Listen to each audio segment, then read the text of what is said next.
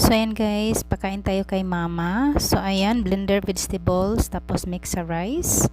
So ayan, para malunok niya yung different kind of vegetables na ano natin, blended.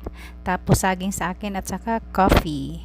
So habang nagpakain ako sa kanya ay lumabas tong nasa kalangitan at ayan, mangha-mangha ako sa kanya na shape heart. So ayan, so tinitignan din niya ni mama nung time na yan na habang nagpakain ako.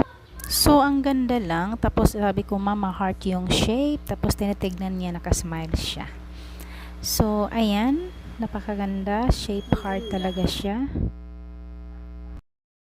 So kaming dalawa ni mama tumitingin yan. Napakainit kasi ng time na yan, tapos paglingon ko sa likod ko, so yan. Kumuha kasi ako ng tubig na yan kasi si mama naubusan ng tubig, so yan.